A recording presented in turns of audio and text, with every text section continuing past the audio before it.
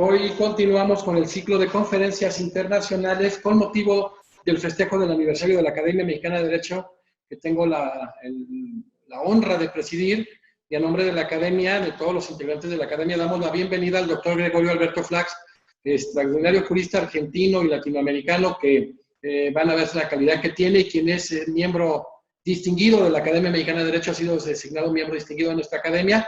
Mi querido Gregorio Alberto, gracias por estar en esta gran fiesta, en la fiesta de la Academia Mexicana de Derecho, que también ya eres parte de ella. Muchísimas gracias. Gracias por la invitación, un agradecimiento especial a vos, un amigo, es decir, y a todos los integrantes de la Asociación Mexicana de Derecho Juan Velázquez, es decir, por este proyecto que han largado en época de pandemia, de coronavirus, y que tanto éxito ha tenido, ¿no? Tantos juristas que pudimos hablar, conectarnos, intercambiar ideas. Realmente fabuloso el trabajo que han hecho. Esperemos engalanar a la academia con mis opiniones. El doctor Gregorio Alberto Flax es profesor de Derechos Humanos, Garantías y Derecho Administrativo en la Universidad de Buenos Aires. Es profesor de Derechos Humanos y Derecho Constitucional por la Universidad Nacional José C. Paz. Es coautor de más de 13 libros de derecho. Se desempeñó como subdirector del Departamento de Derecho Público de la Facultad de Derecho de la Universidad de Buenos Aires por más de 12 años, miembro distinguido de la Academia Mexicana de Derecho, y un sinnúmero de elementos engalanan su currículum, pero pues, obviamente generamos una concreción en él por cuestión de que nos interesa mucho el desarrollo del tema, y el doctor Gregorio Alberto Flax abordará el tema sumisión del derecho administrativo al derecho internacional de derechos humanos, un tema muy interesante que al final de cuentas ha permeado en los estándares del Sistema Interamericano de Derechos Humanos. Y entonces iniciamos. Doctor Gregorio, querido amigo, ¿cuáles son las razones por las que consideras que el derecho administrativo debe subsumirse al derecho internacional de derechos humanos? Más allá de considerar que todas las ramas del derecho deben sumirse al derecho internacional de los derechos humanos, hoy vamos a hablar en exclusividad del derecho administrativo. Hagamos, de alguna manera, una breve reflexión sobre qué es el derecho. Podemos decir que es un conjunto de normas, constituciones, leyes, tratados, disposiciones, etcétera, etcétera, que son creadas por el hombre. Hombre entendido en los términos del artículo 1, inciso 2 de la Convención Interamericana de Derechos Humanos, es decir, ser humano. ¿Para qué? Para en realidad saber qué es lo que podemos y qué es lo que no podemos, qué es lo que está permitido, qué es lo que está prohibido en las relaciones entre los seres humanos. Si pensamos históricamente, vemos que en los estados monárquicos, los estados totalitarios, en ese momento el ser humano, la persona, el ciudadano después, es decir, era considerado en definitiva un objeto del derecho. Y con la caída de todos los estados monárquicos, comienza el reconocimiento de derechos para las personas y no para los estados. El ser humano empieza a reclamar ser sujeto de derecho y no objeto del derecho. Asimismo, con la creación de los estados modernos, comienzan también los conflictos, porque aquello que está permitido en un lugar está prohibido en otro, es decir, y viceversa. Es decir, se hace de alguna manera necesaria la creación de organismos internacionales para poder regular todo esto. Este paradigma nuevo que aparece, digamos, en la visión del derecho, comienza a funcionar, pero creo que lo que hace en definitiva es desarrollar más los derechos del Estado, es decir, de los gobiernos estatales, y va creando, va formando más obligaciones de los ciudadanos para con el propio Estado. Así funciona aproximadamente siglo XIX, mitad del siglo XX, hasta que los estragos causados por la Segunda Guerra Mundial hace colapsar a la Sociedad de las Naciones, al órgano internacional creado para poder regular todo esto, y da lugar a lo que conocemos como Naciones Unidas hoy en día. Ahora bien, el conflicto sobre la interpretación de los acuerdos, los tratados, sean estos comerciales, limítrofes, de familia, de divorcio, administrativos, etc., hizo necesario que allá por 1969 se reúnan los miembros de Naciones Unidas para determinar lo que es lo que hoy en día conocemos como la Convención de Viena. La Convención de Viena, llamada Tratado de los Tratados, en definitiva, porque es la que fija las pautas y los lineamientos para poder entender un tratado internacional, arroja una cantidad de principios, digamos, para el entendimiento de estos tratados. Yo voy a tomar 3 principios nada más de todos los que van surgiendo, que es lo que conforma el derecho internacional. Y el primero de ellos es pacta sunt servanda, que todos lo aplicamos en nuestros regímenes internos y inclusive en el ámbito internacional. Los pactos están hechos para ser cumplidos, honrar los tratados que uno suscribe. Ahora, ¿cómo los suscribe estos tratados? Bueno, estos tratados, acá aplicamos otro de los principios, que es el principio de bona fide, el principio de buena fe. Todos los estados lo suscriben de buena fe. Es decir, no lo suscriben para incumplirlos. Lo suscriben o lo firman para cumplir. Y el tercero de los principios que quería traer de la Convención de Viena es el principio del que surge del artículo 27, en donde se determina claramente la inoponibilidad de la aplicación del derecho interno al derecho internacional. Es decir, nunca podría estar diciendo incumplo esa norma internacional porque acabo de dictar una ley en mi territorio o he hecho una reforma constitucional que determina de que, es decir, que no tengo que cumplir con ello. Así las cosas, en la evolución histórica, y producto de las barbaries y los estragos acontecidos en la Segunda Guerra Mundial principalmente, comienzan a surgir las normas internacionales y regionales de derechos humanos. Todas estas normas regionales e internacionales de derechos humanos, sumados entre sí e interrelacionados entre sí, conforman lo que llamamos el derecho internacional de los derechos humanos. Ahora, este corpus iuri, a este corpus iuri, los estados adhieren sin ningún tipo de obligación. No hay nadie que los presiona a los estados para poder hacerlo. Los estados abiertamente lo que hacen es reconocer al ser humano como sujeto de derecho y le reconocen derechos y el Estado es el que en definitiva asume las obligaciones.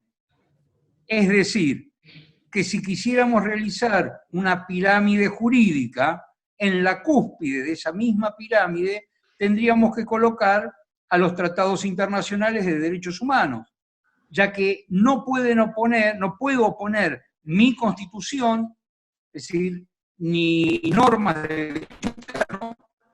¿Por qué? Porque en definitiva esto es lo que yo mismo me he comprometido a realizar. Es decir, se hace necesaria la adecuación o la readecuación de un régimen de derecho interno para responder a los tratados internacionales de derechos humanos como norma superior. Alguno dirá de que esto sería algo así como una fantasía, pero tenemos, por ejemplo, el caso de Olmedo Bustos con Chile, en donde Chile reforma su propia constitución para adecuar el principio que tenían en la antigua Constitución de la censura previa, es decir, lo cual en definitiva lo derogan. Y el derecho administrativo no es una excepción y debe sumarse asumirse, digamos, al derecho internacional de los derechos humanos. Los institutos del derecho administrativo, en general, están acordes a los planteamientos de los órganos internacionales de derechos humanos.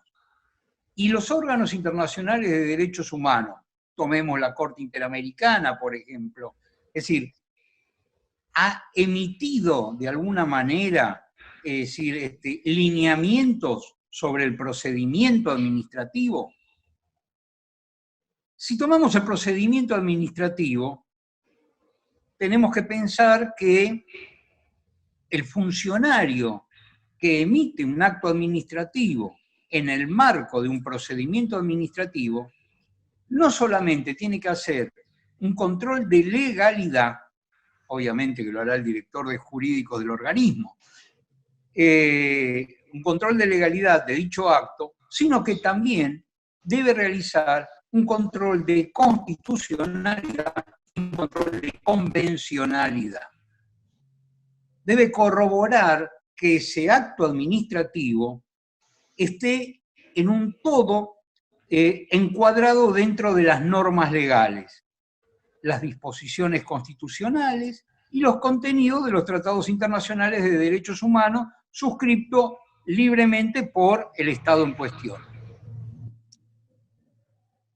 El debido proceso adjetivo, constituye un principio de raigambre constitucional, que lo aplicamos a todas las actividades del Estado. Deriva en la República Argentina de la garantía del derecho de defensa del artículo 18 de la Constitución Argentina y el artículo 8 de la Convención Interamericana de Derechos Humanos. Si bien en dichas disposiciones del texto, digamos, específico como está redactado, parecería ser una garantía que está unida al derecho penal, debe entenderse como extendido a cualquier cauce formal y procedimental de actuación estatal. Las reglas del debido proceso expresan la idea más general de la prevalencia del Estado de Derecho, esto es, que las autoridades administrativas del Estado republicano y democrático se encuentran sometidas y subordinadas al ordenamiento jurídico establecido, el que regula y prescribe la forma de expresión de la voluntad pública. En general, todo acto administrativo que comprometa derechos requiere el conocimiento previo de los interesados. Esto implica el descargo que puede hacer, la prueba, la publicidad, la transparencia, la vista de las actuaciones y el acceso irrestricto a las actuaciones.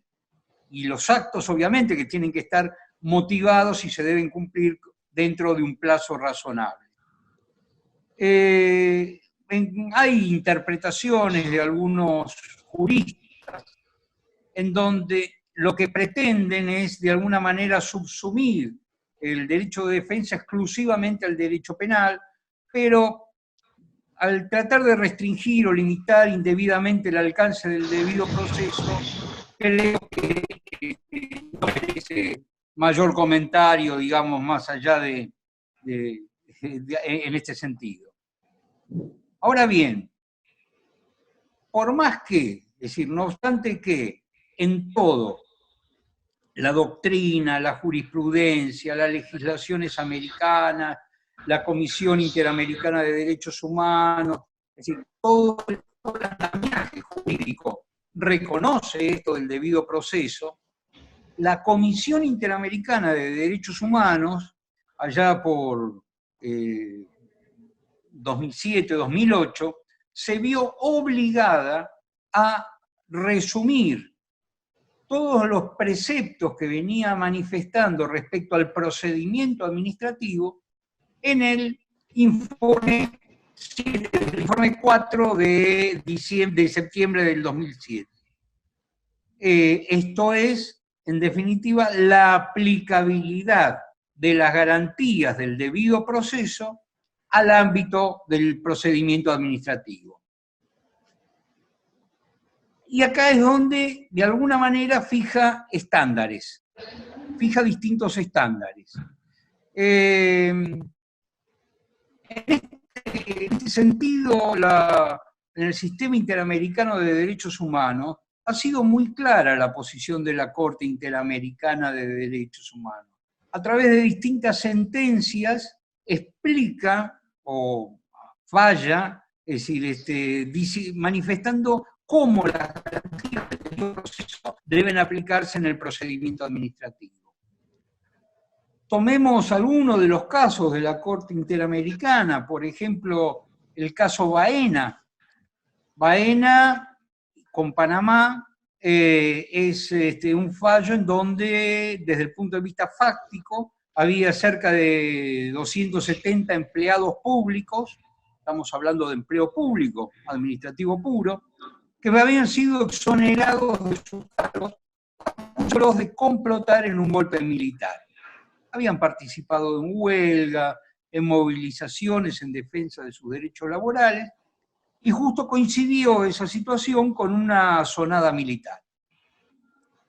¿Qué es lo que surge? Surge una ley, en principio, una ley especial, posterior al momento de los hechos, en donde el único elemento que tenían en realidad cualquiera de estos 270 empleados era un recurso de reconsideración. ¿Ante quién? Ante la misma persona que le había determinado su exoneración. Acá la Corte Interamericana sanciona a Panamá, manifestando que las garantías procesales o las garantías judiciales no se limitan exclusivamente al fuero o al ámbito de los recursos judiciales, sino a la totalidad de los requisitos que deben observarse en las instancias procedimentales, donde la actuación u omisión de los órganos del Ejecutivo, órganos estatales, afecte derechos subjetivos o intereses legítimos de los administrados. Asimismo, manifestó que es un derecho humano el obtener todas las garantías que permitan alcanzar decisiones justas, no estando la administración excluida de su interpretación. Otro caso que podemos ver, vemos claramente cómo determina la Corte Interamericana la aplicación del principio del procedimiento administrativo. Otro caso, por ejemplo, es el de Ibcher Bronstein con Perú. El señor Bronstein es una persona que había nacido en el Estado de Israel y obtiene la nacionalidad peruana para poder desarrollarse laboralmente o empresarialmente dentro del ámbito televisivo. ¿Por qué? Porque hay una ley en Perú que prohibía o impedía que las personas extranjeras accedan a los medios de comunicación. En dicho televisivo se realizaban programas de investigación periodística.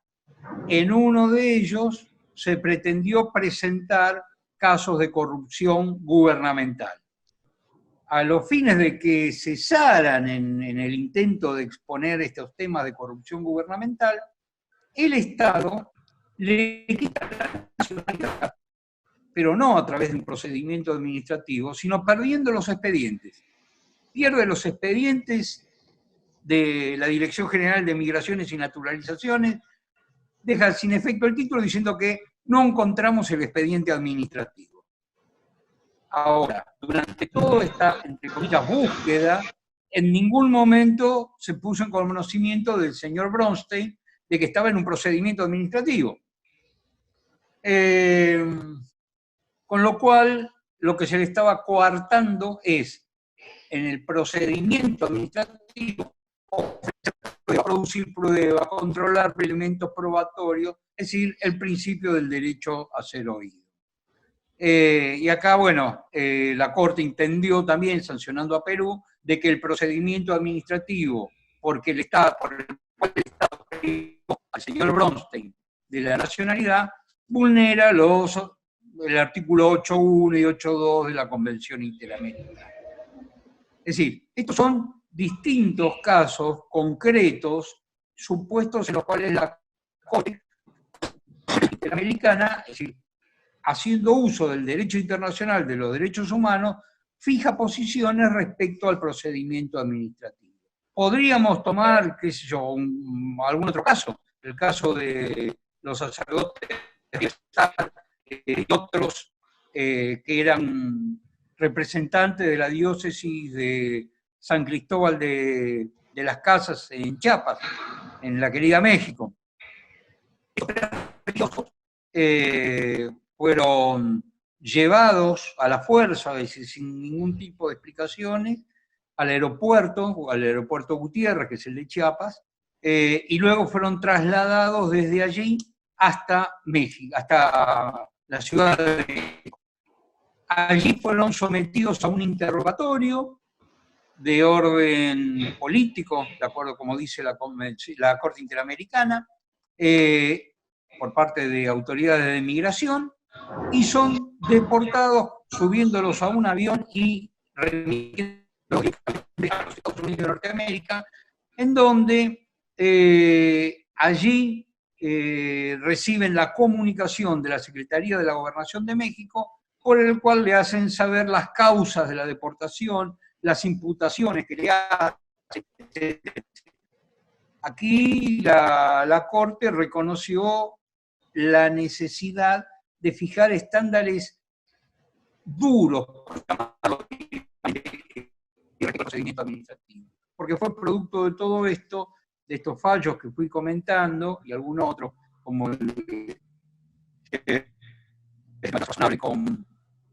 con Paraguay, es decir, de 15 años, un grupo, pueblos originarios peleando para un reconocimiento. Por todos estos fallos, la Corte lo que hace es fijar pautas, fijar estándares que son los que se debe aplicar en todo procedimiento administrativo. En primer lugar, plantea la necesidad de una audiencia para la determinación de los hechos y el derecho. Muchas veces, como en muchos de los estados americanos, no existe esa audiencia para determinar los hechos y el derecho. Pero en otros, por ejemplo en la República Argentina, por la Ley de Procedimiento Administrativo, previamente al inicio de las actuaciones, un sumario administrativo, debe notificarse a la persona, al ciudadano, de cuáles son los hechos y el derecho que entran en juego.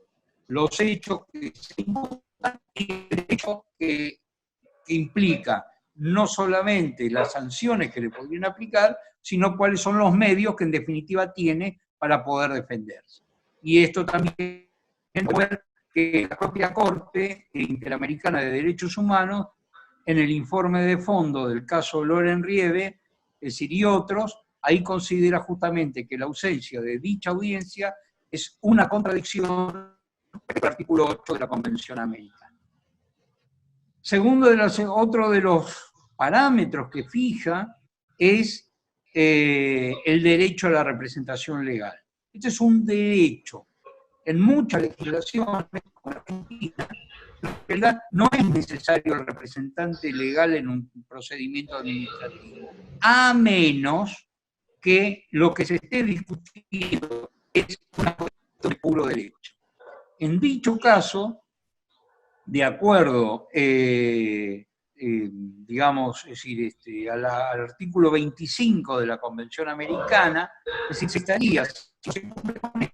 se estaría privando al ciudadano de cuáles son los remedios judiciales, expeditos y rápidos con los que cuentan. Otro de los estándares que fueron fijados por el sistema interamericano es la notificación previa sobre la existencia del procedimiento. Porque, bueno, es lo que determinábamos antes, lo que hablaba antes con la propia audiencia previa. Si no tengo audiencia, tengo que notificarle todo, es decir, los hechos, ¿para qué? Para no violar justamente el artículo 8 de la Convención Interamericana. Es decir, sobre la existencia misma del procedimiento administrativo es para el resguardo del debido proceso legal y lo componente esencial del procedimiento administrativo. Otro de los estándares que fija es el derecho a una decisión fundada. Esto después podemos relacionarlo con otro de los principios de uno de los institutos del derecho administrativo que se ve violado también o cruzado por el sistema interamericano. Si yo puedo pedir a las autoridades, tengo ese derecho de peticionar a las autoridades, y las autoridades tienen la obligación como contracara de la moneda de responder a todas cada una de las pretensiones que puede tener un administrado y debe ser contestadas. Esto lo surge también del caso Claude Reyes y otros, en donde la Corte fue muy enfática en cuanto a la necesidad de que la administración pública desarrolle decisiones, los ponga a disposición de los administrados y no se base exclusivamente en términos jurídicos indeterminados, como el orden público, el deber del buen pater familia, sino que debe aclarar específicamente cuál es el alcance que le da a todos y a cada uno de estos estándares o de estos conceptos indeterminados. La publicidad de las actuaciones administrativas también surge del caso Claude Reyes y otro con Chile, es decir, pero es algo que lo tenemos mucho más incorporado, esto de la publicidad de las actuaciones, y hay el plazo razonable que antes estaba conversando, es otro de los estándares que específicamente se determinan, porque cuando tenemos un procedimiento administrativo, tenemos el plazo razonable. El plazo razonable no es la cantidad de días que determina la norma interna de cada país. El plazo razonable es la suma de distintas variables, como ser la peligrosidad de la demora del expediente, como sucedió en el caso Cantos con Argentina, la peligrosidad que podría llegar a traer el accionar del administrador, el accionar del administrado, es decir, en ese sentido, y la complejidad que pueda tener el caso. Estos son en verdad las variables para tomar en consideración para determinar el plazo razonable. Antes yo les comentaba brevemente el tema de Paraguay. Es el caso de la comunidad indígena Yaceaxa, es decir, en donde durante 15 años se estaban realizando reclamos, no tenían contestaciones, medidas cautelares que en realidad lo único que hacía el Poder Judicial era poner el conocimiento. Esto también lo podemos ligar con otro de los institutos del derecho administrativo que está subsumido en el derecho internacional de los derechos humanos, es decir, en donde solicitaban, ¿están o no están? Es decir, ¿funciona o no? Sí, sí, tenemos actuaciones y están en trámite. Ah, perfecto, entonces seguimos adelante. Y por último, digamos, otro de los estándares, el último de los estándares que fijó la Corte, es la revisión judicial de todas las decisiones administrativas. La administración, en definitiva, es decir, determina, pero si un juez designado de la misma manera que lo determina la propia Constitución de cada uno de los estados, no tiene la posibilidad de la revisión determinada, ahora que los estados se incorporan al sistema, la doble revisión por el artículo 8.2h, artículo 8, inciso 2, es decir, acapite H, es decir, en donde lo que debe existir siempre es una doble instancia judicial. Así que bueno, por todo esto es que en definitiva el procedimiento administrativo como instituto administrativo está subsumido a las manifestaciones del Sistema Interamericano de Derechos Humanos, la Corte, y por ende del Sistema Internacional de Derechos Humanos. Esto respecto al procedimiento. Estábamos hablando recién sobre la posibilidad de acceso a la justicia, la obligación del acceso a la justicia. Y acá nos encontramos con algunos inconvenientes. Figuras del derecho administrativo, históricas, principalmente que vienen como una herencia de la época histórica, ¿no? De la época de la colonización y o conquista, depende de la posición que quiera tomar cada uno, de América por parte de los españoles, que es, por ejemplo, el reclamo administrativo previo. El reclamo administrativo previo, como figura en sí, como instituto del derecho administrativo, es en definitiva el reclamo que hay que hacer ante un hecho o una omisión de la administración antes de poder ir a la justicia, en donde debo agotar la instancia administrativa a través de la presentación de este reclamo.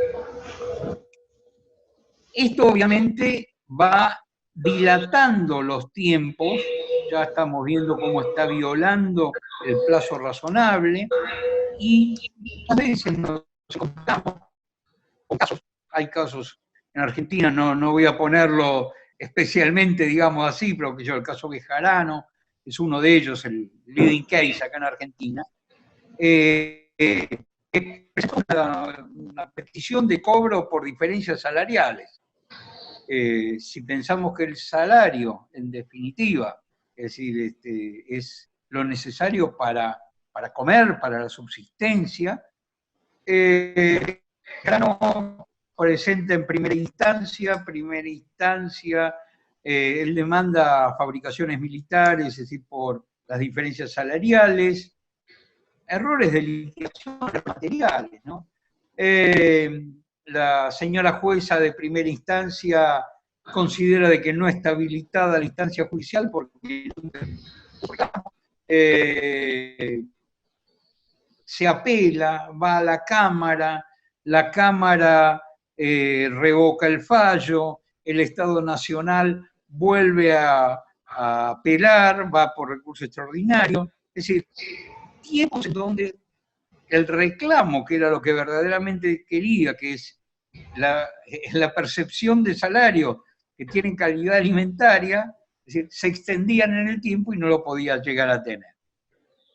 Y acá la propia Corte Suprema de Justicia de la Nación de Argentina, plantea que lo que se está hablando son normas de la Declaración Americana de los Derechos del Hombre, es decir, artículo 18,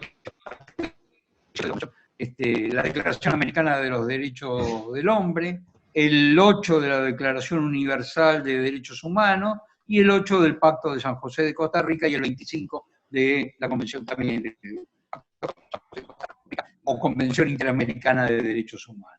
Vemos acá cómo este instituto del reclamo administrativo previo, es decir, justamente se encuentra en una colisión respecto a lo que dicen las normas internacionales de derechos humanos, el Sistema Internacional de Derechos Humanos.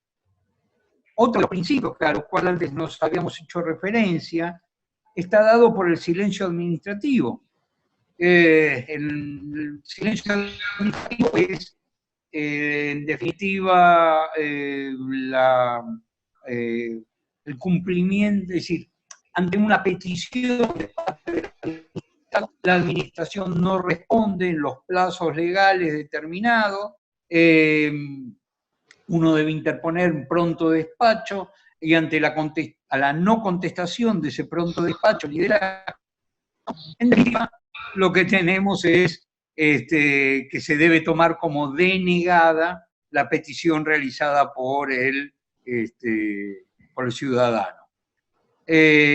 Bueno, esto justamente está concebido, por un lado, como fue concebido como una garantía administrado históricamente, porque en definitiva era decirle, bueno, agotás la vía administrativa, pero, en realidad, con esta cuestión de la sumisión del derecho administrativo a los tratados, al sistema internacional de derechos humanos, nos encontramos con que en realidad lo que está violando el silencio administrativo, más allá de la razonabilidad de pretender que el Estado diga que por qué me rechaza lo que yo pretendo, es decir, más allá de esto, lo que está violando es el artículo 8 de la Convención Interamericana, que me habla de las garantías judiciales,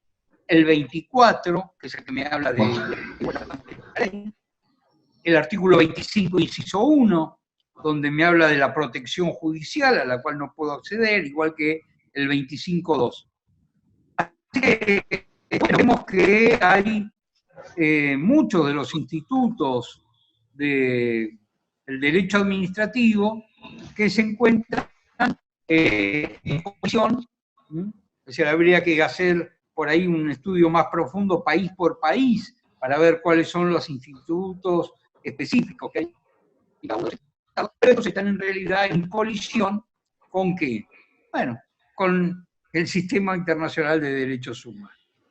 Podemos hablar tal vez de alguna otra, por ejemplo, si me permitís, es decir, sí, hablar, por ejemplo, 5 minutos del amparo por mora. Tú abordaste en la primera parte temas claves, ¿no? O sea, el 26-27 del Tratado de Viena, de la Convención de Viena sobre el derecho a los tratados, muy importantes en el Pacta Sunt Servanda, en que no puedes justificar la inaplicación del derecho internacional de derechos humanos con base al derecho interno, tema fundamental de que no puede existir responsabilidad internacional del Estado. Y luego hiciste un gran armado, por ejemplo, este tema del artículo 8, 24, 25, el 8 precisamente del debido proceso de ley, que lo abordaste como siempre con muchísima técnica y sapiencia, el 24 el tema de la igualdad ante la ley y el 25 de la tutela judicial efectiva, y abordaste toda la implicación que tiene el sistema interamericano, es decir, cómo a través del caso Hellman contra Uruguay se establece ya que va más allá del Poder Judicial el tema de la obligación de cumplir con los estándares del sistema interamericano, y con la sentencia Pala-Rifo, específicamente cómo se puede, la justicia, lo que es la interpretación, tanto administrativa como judicial, debe ser conforme a la jurisprudencia de la Corte Interamericana de Derechos Humanos. Yo antes de avanzar, tú ya diste algunos esbozos, yo preguntarte, si hablamos de los procedimientos administrativos siguiendo la herencia hispánica, ¿estos son competencias locales atento a la jurisprudencia y los informes del Sistema Interamericano de Derechos Humanos, Gregorio? Acá vamos a tener las grandes discusiones doctrinarias que tenemos, como digo yo, en los pasillos de la facultad. Nosotros venimos enseñando en las aulas, no soy yo solamente, sino en las aulas de Argentina, donde he tenido la posibilidad de colaborar, digamos, es decir, con cursos, de que el derecho administrativo es local. El derecho administrativo, en el caso, por ejemplo, de la República Argentina, es una facultad, una competencia que las provincias la reservaron y no la delegaron en el Estado central para conformar, digamos, es decir, la República Argentina. Ahora bien, si el responsable es el Estado, porque cuando, como el artículo de la Convención Interamericana de Derechos Humanos, no me dice el Ejecutivo, como muchas veces algunos piensan, el Ejecutivo se obliga a, me dice que los estados son los que se obligan. Y el Estado debería, por lo menos, es decir, en un Estado de Derecho, estar conformado por los tres órganos, ejecutivo, legislativo y judicial, que entre los tres conforman el poder del Estado. Ahora, ¿cómo entra a jugar el tema de las decisiones administrativas provinciales, por ejemplo, que por cuestiones de celeridad o del tipo de situaciones que acontecieron, es decir, hacen que no se pueda concluir, digamos, con el agotamiento de toda la vía judicial, es decir, con el concepto de los recursos internos como excepción. No hay que hacer mucho, digamos, mucha investigación. Hay un caso muy claro en República Argentina, si es el Estado que lesiona los derechos, en donde en una de las provincias hay 2 trabajadores de la construcción que al no conseguir trabajo se quedaron en una plaza donde está prohibido, es decir, la ingesta de alcohol en la vía pública, fueron detenidos, fueron llevados a prisión, nunca más aparecieron, para no hacer todo en extenso toda la cuestión. Es decir, desaparecieron los medios de prueba, desaparecieron las páginas donde debería estar inscrito el ingreso en la seccional correspondiente, los cuerpos no estaban y apareció un testigo que estaba en otra celda detenido que dice, yo lo que alcancé a escuchar son gritos, entre ellos que figura ahí en el fallo, donde decía, ¿para que me vas a matar? Es decir, con la hebilla. Es decir, los cadáveres, los cuerpos nunca existieron. Ahora, el Estado, esto es el Estado porque las fuerzas policiales son parte del poder administrador de la provincia. Y acá, en la investigación que realizan, en otros casos no hubo investigaciones, de ahí es donde empieza a surgir el concepto este del derecho a la verdad, digamos, en América Latina, luego de la década infame de los 70, primera mitad de los 80. Es decir, no hace investigación, o la investigación que hace la concluye y dice hasta acá se llegó, no hay más lo que se puede averiguar. Entonces nos encontramos con un que las normas de carácter provincial que no la delegan en un Estado central, terminan obligando al Estado central, basta, no hace falta decir que el Estado argentino fue condenado, digamos, por esto, el Estado central no ha hecho absolutamente nada. Esto también tendríamos que entrar a pensarlo en otros estados americanos que han reconocido digamos, los tratados internacionales, pero no tienen un Estado federal, es decir, concentrado, caso de Ecuador, que tienen concentrado. Entonces, en cada una de las distintas, claro, Colombia también, es decir, en cada uno de los distintos estados, de acuerdo a la forma de creación constitucional, hay que ver cómo poder aplicar esto de la responsabilidad. Sí, sí. Es esto, digamos, el criterio. Hay otra cuestión más, por ejemplo, antes estábamos hablando, todo el tiempo hablamos del acceso a la justicia y todo lo demás, el amparo por mora. ¿Qué es el amparo por mora?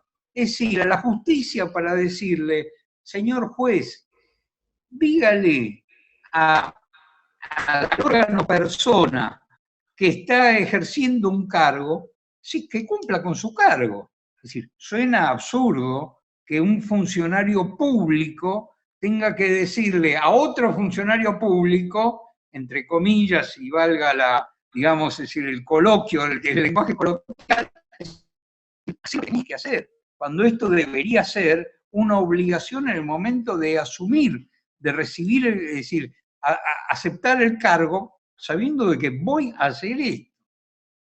Así que bueno, estas son un poco algunos de los institutos del derecho administrativo, las distintas relaciones del derecho administrativo, que se encuentran subsumidas, digamos, dentro de lo que es el derecho internacional de los derechos humanos. Simplemente, porque yo sé que el tiempo es tirano para todos, lo vamos a dejar para otra oportunidad, seguir trabajando esto. Gregorio, qué bueno que haces esta alusión, ¿no? O sea, independientemente de la forma de Estado, porque ya hablaste de algunos casos muy específicos, obviamente, originalmente la Convención Americana sobre Derechos Humanos establece precisamente esto del tema del Pacto Federal en el artículo 28, pero sí establece los mecanismos de resolverse.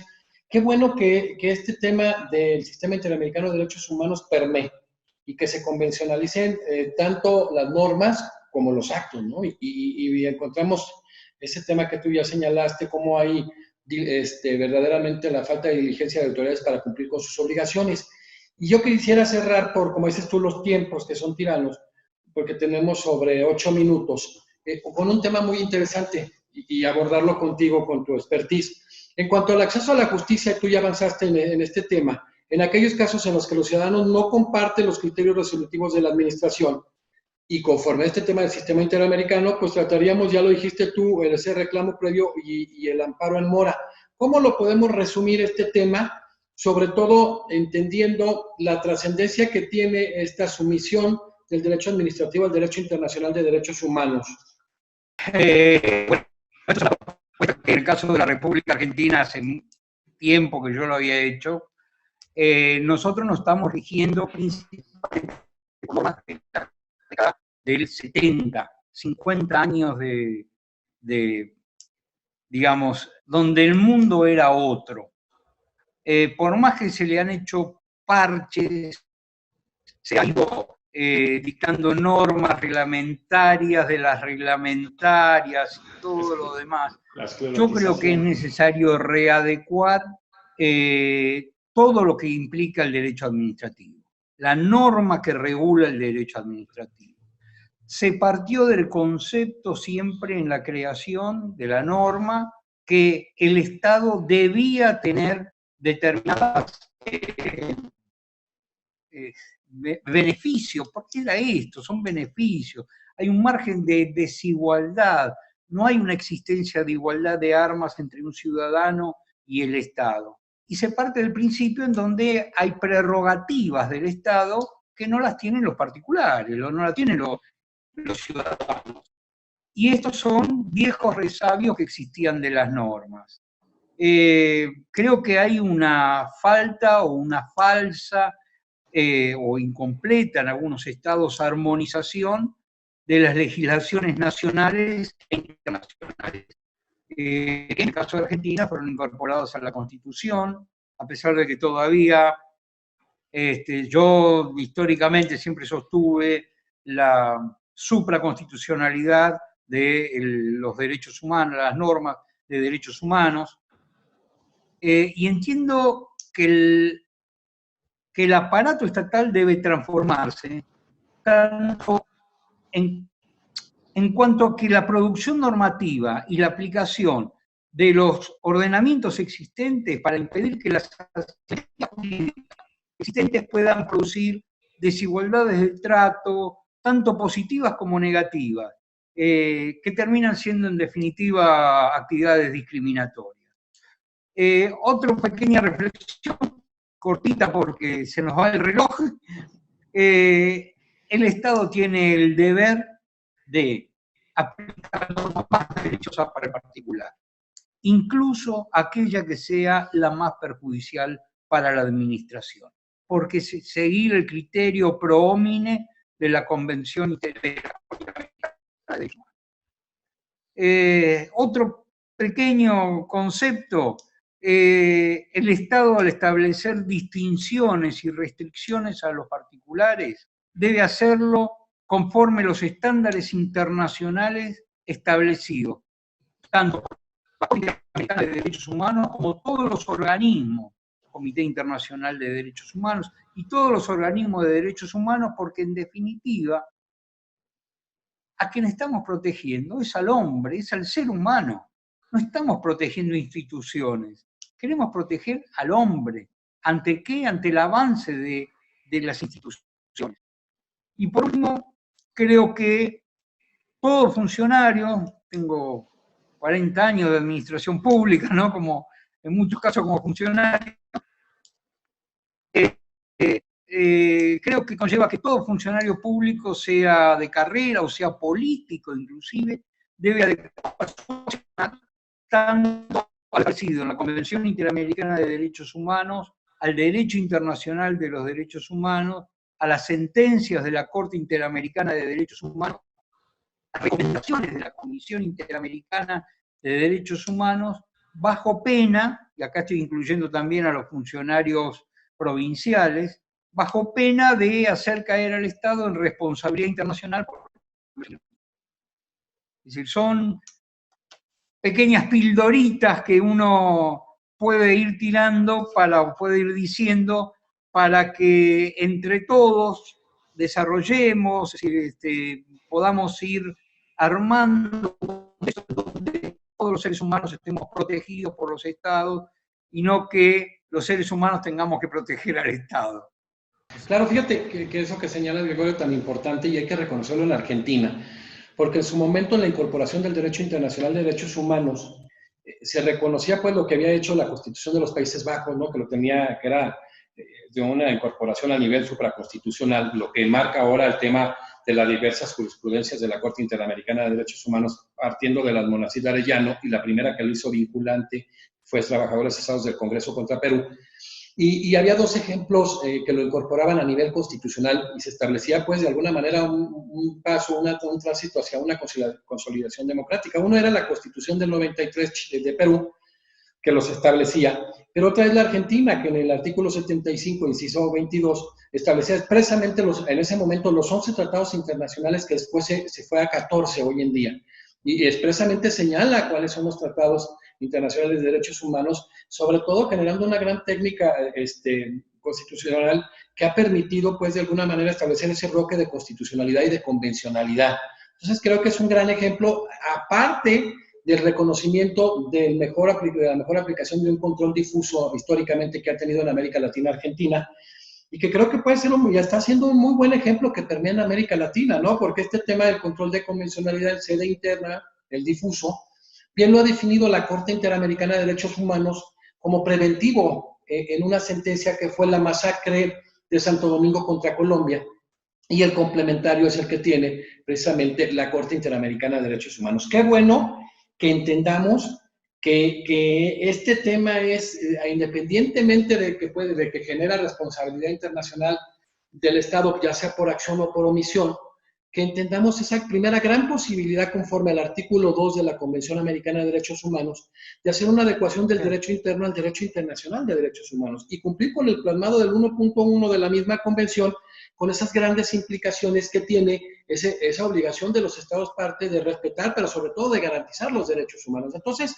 esta conferencia que has brindado tú y que quiero agradecerte de manera triple, primero porque eres un miembro distinguido de la Academia Mexicana de Derecho, porque hicimos grandes esfuerzos, había algunos conflictos de internet que nos habían afectado y hoy es la tercera vez que lo hacemos y te agradezco esa gran disposición que has tenido, esa gran humildad que tienes, Gregorio, sabes el cariño que te tengo, el respeto que tengo por tu talla como conferencista internacional. Nos ha tocado participar juntos y a mí me ha privilegiado, la verdad, en temas muy interesantes, aquel momento en temas de genocidio y demás, que me manejas tú de maravilla y de verdad yo quiero agradecerte y dejarlo como una primera parte porque vamos a continuar haciendo cosas muy importantes desde la Academia. Hoy son 125 conferencias a nivel México y a nivel Europa y América en 2 meses. Seguimos con conversatorios de estudiantes verdaderamente que están en los primeros rankings en las mejores universidades de Europa y de América.